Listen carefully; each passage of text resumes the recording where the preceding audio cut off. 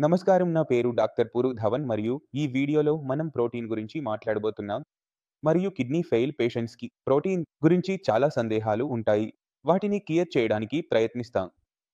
ఈ వీడియోలో మొదట మనం అర్థం చేసుకోవాల్సిన విషయం ఏమిటంటే మన శరీరం మొత్తం ప్రోటీన్‌తో తయారైందని. కాబట్టి ఒక కిడ్నీ ఫెయిల్ పేషెంట్ క్రియాటినిన్ తగ్గించడానికి ప్రోటీన్ తీసుకోవడం తగ్గిస్తే లేదా ఆపేస్తే అతని శరీరంలో సమస్యలు రావచ్చు. ఎందుకంటే మూత్రం ద్వారా ప్రోటీన్ బయటకు వెళ్తుంది. రక్తంలో ప్రోటీన్ తగ్గిపోతుంది. దీనివల్ల శరీరంలో హిమోగ్లోబిన్ తయారవడం తగ్గిపోతుంది. శ్వాస తీసుకోవడంలో ఇబ్బంది కలుగుతుంది.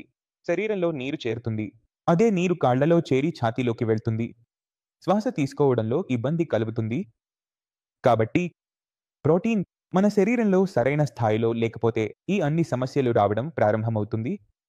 అందువల్ల మన శరీరంలో ప్రోటీన్ పరిమాణాన్ని సరిగా ఉంచుకోవాలి. ఇప్పుడు ఇందులో మనకు సహాయం చేసే విషయం ఏమిటంటే మొదట రిపోర్టులు. మీరు kidney function test KFT, liver function test LFT చేయించినప్పుడు ఆ రిపోర్టుల్లో మొత్తం ప్రోటీన్, ఆల్బుమిన్, గ్లోబులిన్ విలువలు ఉంటాయి. ఇవి ఈ పరిధిలో ఉండాలి. మన శరీరంలో మొత్తం ప్రోటీన్ సరిగ్గా ఉంటే దాన్ని అలాగే ఉంచుకోవాలి. అది తక్కువగా ఉంటే దాన్ని పెంచాలి. ఎక్కువగా ఉంటే దాన్ని తగ్గించాలి. కిడ్నీ ఫెయిల్ పేషెంట్ యొక్క డైట్ ఇప్పుడు అతని శరీర అవసరాలపై ఆధారపడి ఉంటుంది. కిడ్నీ ఫెయిల్ పేషెంట్లకు మేము ఎక్కువ ప్రోటీన్ ఇస్తాము. ఉదాహరణకు అతను చేపలు తింటున్నాడు, చికెన్ తింటున్నాడు, ఎక్కువ తీసుకుంటున్నాడు అంటే అతని శరీరంలో క్రియాటినిన్ ఎక్కువగా తయారవడం ప్రారంభమవుతుంది. ఎందుకంటే క్రియాటినిన్ అనేది ప్రోటీన్ యొక్క బై ప్రోడక్ట్. అంటే మనం ప్రోటీన్ తింటే అది మన మసిల్స్‌లోకి వెళ్తుంది. మన మసిల్స్‌లో మెటబాలిజం జరిగితే క్రియాటినిన్ తయారవుతుంది. కాబట్టి నేను ఎంత ప్రోటీన్ తీసుకుంటే అంత క్రియాటినిన్ కూడా తయారయ్యే అవకాశం ఉంటుంది. కాబట్టి ప్రోటీన్ తింటే నష్టం, తినకపోతే నష్టం. మరి ఏం చేయాలి? మనం ఏం చేయాలి అంటే మధ్య మార్గాన్ని ఎంచుకోవాలి. సమతుల్యతను ఉంచుకోవాలి. ఆ సమతుల్యతను ఎలా ఉంచుకోవాలి అంటే మన రిపోర్టుల ఆధారంగా మన శరీరంలో ఎంత ప్రోటీన్ ఉంది, ఎంత ప్రోటీన్ లేదు అనేది చూసి సమతుల్యతను ఉంచుకోవాలి. మరి మొదలు పెడదాం. మొదటగా మీ శరీరంలో ప్రోటీన్ పరిమాణం తక్కువగా ఉందా అని చూడండి. మీ రిపోర్ట్ తీసుకుని చెక్ చేయండి. అది సాధారణంగా ఉందా లేదా అని. ఇప్పుడు మీ రిపోర్ట్ చెబుతుందా అంటే మీ శరీరంలో ప్రోటీన్ పరిమాణం సాధారణంగా ఉందని. అలాంటి రోగులకు ప్రోటీన్ తీసుకోవాలి అంటే చాలా తేలికైన ప్రోటీన్ తీసుకోవాలి. అంతే తీసుకోవాలి ఎంతైతే శరీరానికి రోజువారీ అవసరం ఉంటుందో. మరి మనం ఏమి చేస్తాము అంటే నాన్ వెజ్ పూర్తిగా తీసివేస్తాము. రోగికి ఇస్తాము కొంచెం పప్పు. ఆ కొంచెం పప్పులో ఏమి జరుగుతుందంటే అంత ప్రోటీన్ ఉంటుంది. అది శరీరానికి సరిపోతుంది. ఎందుకంటే మనం తీసుకుంటున్న ధాన్యాలు, గోధుమలు తీసుకుంటున్నాం, బియ్యం తీసుకుంటున్నాం. వాటిలో కార్బోహైడ్రేట్స్ ఎక్కువగా ఉంటాయి. కానీ శరీరం వాటిని ప్రోటీన్‌గా కూడా మార్చుకుంటుంది. అవసరానికి అనుగుణంగా అవసరమైనంత మాత్రమే తయారు చేస్తుంది. అది ఒకే ఒక లాభం. అందువల్ల మేము లైక్ ప్రోటీన్ లేదా లో ప్రోటీన్ డైట్‌పై రోగిని ఉంచుతాము. ప్రోటీన్ పరిమాణం సరైనప్పుడు.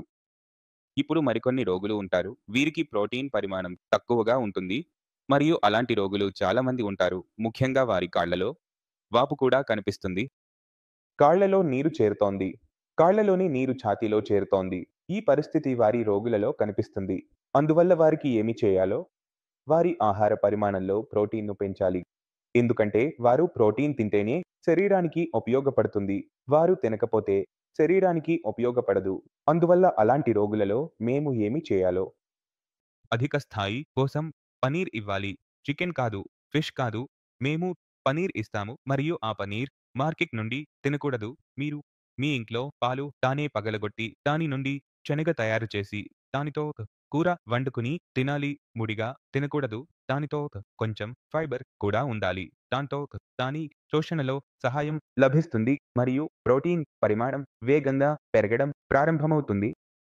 మాల యొక్క పరిస్థితి చాలా చెడ్డగా ఉంటే త్వరగా ఇవ్వాలి అంటే ఆ సందర్భాల్లో మేము ప్రోటీన్ పౌడర్ సజెషన్ కూడా ఇవ్వవచ్చు. ఎక్కడైతే మాకు అనిపిస్తుందో అవును దీని ప్రాణానికి ప్రమాదం ఉందని లేదా పరిస్థితి ప్రోటీన్ లేకుండా మరింత చెడిపోతుందని అనిపిస్తే అక్కడ మేము ప్రోటీన్ పౌడర్ కూడా ఇవ్వవచ్చు. ప్రోటీన్ ఇవ్వడానికి మరో ఒక విధానం ఉంది. అది బాడీలోకి చేర్చడం. మీరు దానిని ఐబీ ద్వారా తీసుకోవచ్చు. నేరుగా రక్తంలోకి తీసుకోవచ్చు. కానీ ఇది ఇంట్లో చేయలేము. దీనికి ఆసుపత్రికి వెళ్ళాలి మరియు మనం ఊపిరితిత్తులకు ఎంత ప్రమాదం ఉందో చూడాలి. ఇప్పుడు డాక్టర్ గారు మీ గురించి మాట్లాడుతున్నారు. కానీ కిడ్నీ గురించి మాట్లాడుతున్నారు. మన ఊపిరితిత్తులు మరియు మన కిడ్నీ పరస్పరం అనుసంధానమై ఉంటాయి. మన బాడీలో ప్రోటీన్ పరిమాణం తక్కువగా ఉంటే మన బాడీలో నీరు చేరుతుంది. నీరు ఎక్కడ చేరుతుందో చెప్పగలరు? కాళ్లలో చేరుతుంది. కానీ మనం పడుకుంటే కాళ్లలోని నీరు బయటకు వచ్చి ఛాతీలో చేరడం ప్రారంభమవుతుంది మరియు ఊపిరితిత్తులు దెబ్బతినడం ప్రారంభమవుతాయి. అయితే ఎక్కడ స్వెల్లింగ్ చాలా ఎక్కువగా ఉందో, కాళ్ళు పూర్తిగా నిండిపోయాయి, నడుము నుండి కింద వరకు మొత్తం నీరు నిండిపోయింది. పేషెంట్ నిద్రపోలేకపోతున్నాడు, పడుకోలేకపోతున్నాడు. అలాంటి కేసుల్లో పేషెంట్‌కు డయాలిసిస్ చేసి అదనపు నీటిని తీసివేసి తర్వాత ప్రోటీన్ ఇవ్వాలి. తద్వారా బాడీలో నీరు మళ్ళీ అదే విధంగా నిండిపోకుండా ఉండటానికి మనం ఆ విషయాన్ని కూడా గమనించాలి. ఇప్పుడు కొన్ని రిపోర్టులు అలాంటివి ఉంటాయి. అక్కడ ప్రోటీన్ పరిమాణం అవసరానికి మించి వస్తోంది. అలాంటి పేషెంట్‌లో మనం ప్రోటీన్‌ను పూర్తిగా తగ్గించాలి. మీ ప్రోటీన్ పరిమాణం అధిగమిస్తుంటే మరియు మీరు ప్రోటీన్ తీసుకుంటూ ఉంటే, ప్రోటీన్ నా శరీరం తయారు చేస్తుంది. నాకు శక్తి వస్తుంది. ప్రోటీన్ ఎంజైమ్‌లు తయారవుతాయి. తయారవుతాయి అని అనుకుంటే, అలాంటి సందర్భాల్లో మనం కేటరిన్‌ను చాలా వేగంగా పెరుగుతున్నట్లు చూస్తాము. ఎందుకంటే మీరు ఎప్పుడైనా ప్రోటీన్ తింటే అది కేటరిన్‌గా మారుతుంది. కానీ మీరు తినే అదనపు ప్రోటీన్ మీ కిడ్నీ పనితీరుపై ప్రభావం చూపుతుంది. అందువల్ల అలాంటి సందర్భాల్లో మనం ప్రోటీన్‌ను పూర్తిగా ఆపివేయాలి. మీరు ప్రోటీన్‌ను తాకకూడదు. పప్పులు తినకూడదు. నీళ్లు తినకూడదు. పాలు తీసుకోకూడదు. గుడ్లు తినకూడదు. మీరు అన్నం తినండి. రొట్టె తినండి. దీనిని అధిగమించకండి. ఇందులో ఏమి జరుగుతుందంటే వారి ప్రోటీన్ కాస్త తగ్గడం ప్రారంభమవుతుంది. సాధారణ విలువలకు చేరుకోవడం ప్రారంభమవుతుంది. వారి క్రియాటిన్ విలువ కూడా తగ్గడం ప్రారంభమవుతుంది. కాబట్టి మనం ప్రోటీన్‌ను శరీర పరిస్థితి ప్రకారం నియంత్రించాలి. క్రియాటిన్ నియంత్రించడానికి కాదు. క్రియాటిన్ నియంత్రిస్తుంది. నియంత్రణలో మనం పని చేస్తూ ఉంటే శరీరం మన చేతిలో నుండి పోతుంది. కానీ శరీర ఆరోగ్యాన్ని కాపాడుతూ దాన్ని బలహీనపరచకుండా మీరు శరీరాన్ని బలహీనపరుచుకుంటే మన సమస్యలు చాలా ఎక్కువగా పెరుగుతాయి. మరియు ఒక కిడ్నీ ఫెయిల్ పేషెంట్ శరీరంలో ఇప్పటికీ వ్యాధి ఉంది. మరియు సమస్యలు మరింత రావడం ప్రారంభమైతే పేషెంట్ యొక్క జీవన శైలి కష్టంగా మారుతుంది. అందుకే కిడ్నీ ఫెయిల్ పేషెంట్ కోసం సరైన ఆహారం తినడం చాలా అవసరం. కాబట్టి మీ ఆహారంపై దృష్టి పెట్టండి. మీరు ఏమి తింటున్నారు, ఏమి తినడం లేదు, మరియు అది మీ కిడ్నీపై ఎలా ప్రభావం చూపుతోంది అనే విషయాల గురించి మీకు జ్ఞానం ఉంటే, మీరు మీ కిడ్నీ ఫెయిల్ పరిస్థితిని చాలా మంచి విధంగా నిర్వహించగలుగుతారు. ఇప్పుడు నేను తెలుసుకోవాలనుకుంటున్నాను, కిడ్నీ ఫెయిల్ అయిన వారు పరాటాలు తింటూ తమను తాము డౌన్ చేసుకున్నవారు